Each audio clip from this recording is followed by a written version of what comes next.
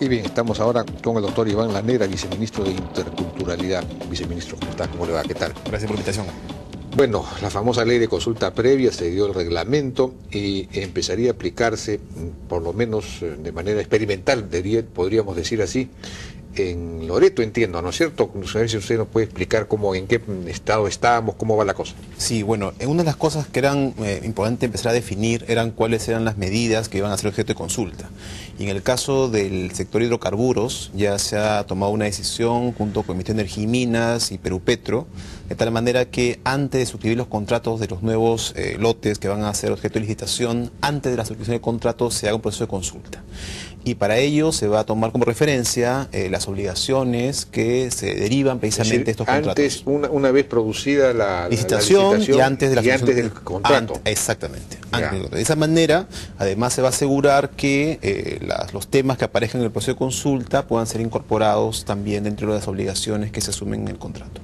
Ajá, o sea que eso ya se ha determinado. Eso se ha determinado. ¿Y hasta dónde se ha avanzado? Ya... El primero que se ha iniciado, porque es el primero que ha habido ya un trabajo de coordinación, en este caso a través de la Presidencia del Consejo de Ministros, la nueva oficina de diálogo nacional ha conducido este proceso. Se ha llegado a un acuerdo con las organizaciones indígenas del ámbito del lote 1AB para poder empezar con ellos. Sería la primera experiencia efectivamente de implementación de la ley. Y empezar en este caso en la zona de Andoas, esta es la zona en la cual los ríos de Tigres, Pastaza y Corrientes, que es la zona donde está este lote 1AB.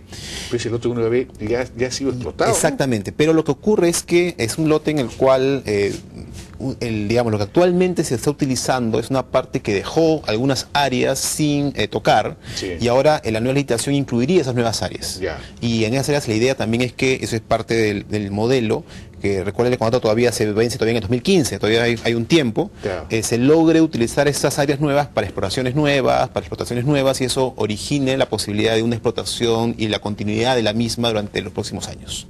Ajá. Entonces, eso es especialmente los temas que hay que conversar con las ¿Y se ha establecido ya contacto, dice usted, con las organizaciones, con las organizaciones evidentemente del ámbito de la zona del lote 1AB, para que con ellas empiece a trabajar?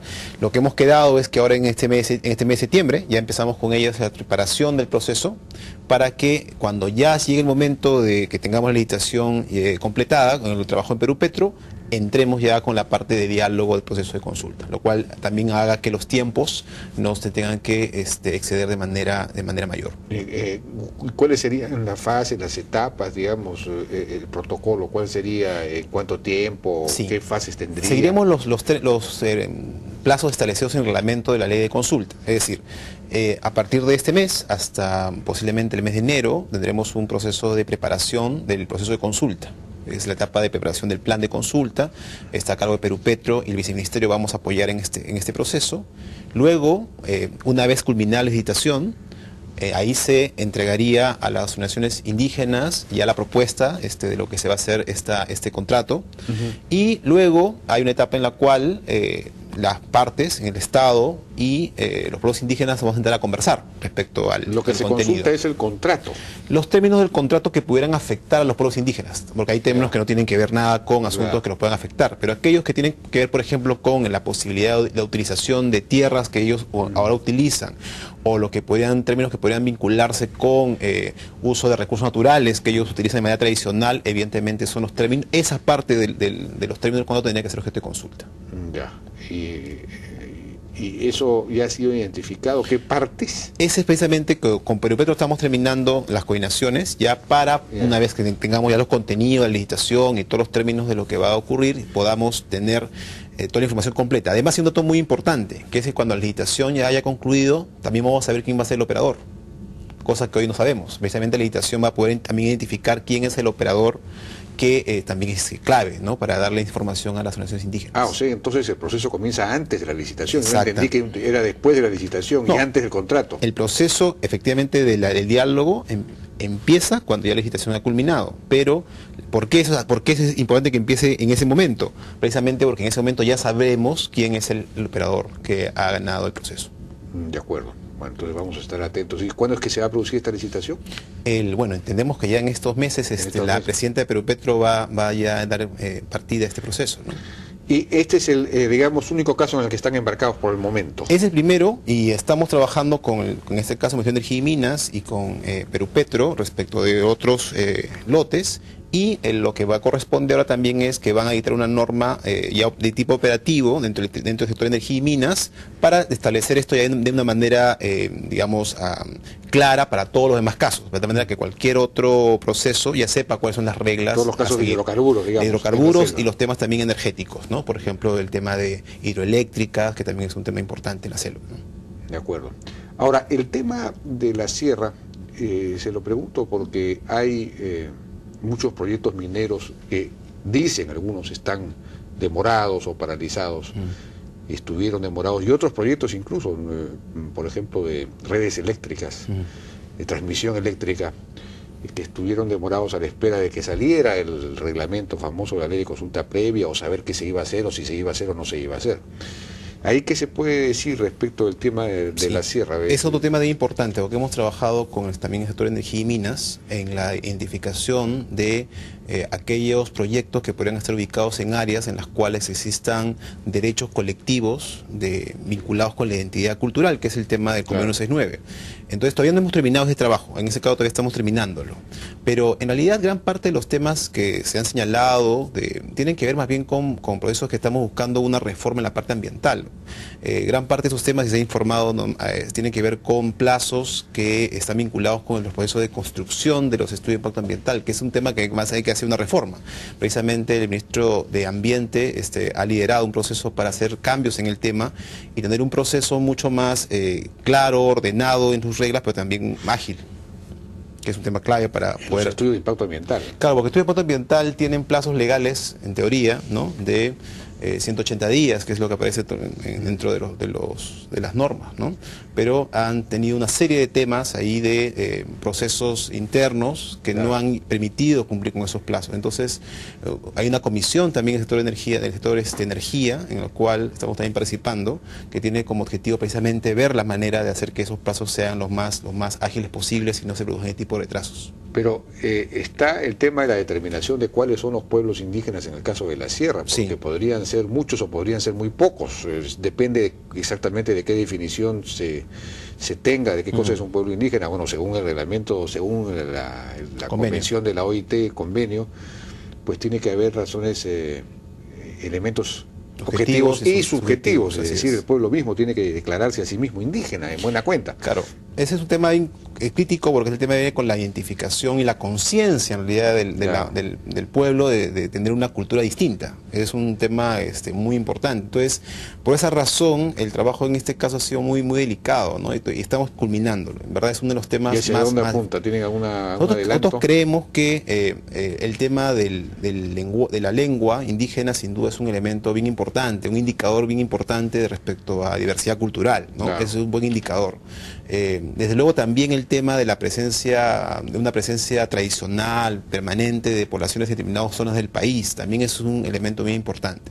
Pero son indicadores, es decir, te dan cierta pista de dónde puede haber diversidad cultural, pero no son, digamos, ni únicos ni suficientes. Entonces se requiere un proceso ahí muy delicado para evitar que luego tengamos dificultades. Recuerden que finalmente es un mecanismo de diálogo intercultural. Entonces, para que el mecanismo de consulta funcione como instrumento, tiene que existir una realidad de diversidad cultural. Si no estamos todos al interior de la misma cultura, no se requiere ese instrumento, se requiere mecanismo de participación u otras técnicas, pero no un mecanismo de consulta intercultural. Ahora, ya tienen más claridad respecto de la compatibilización entre el mecanismo de consulta previa y el estudio de impacto ambiental, porque el estudio de impacto ambiental es un mecanismo de consulta también, incluso yo diría hasta más democrático, en el sentido de que consulta no con representantes, sino directamente con la gente, es decir, es democracia directa, griega, con talleres con la propia población y todo lo demás. Entonces, ahí puede haber una superposición, una redundancia, una traba en última instancia, no una complicación a los procesos.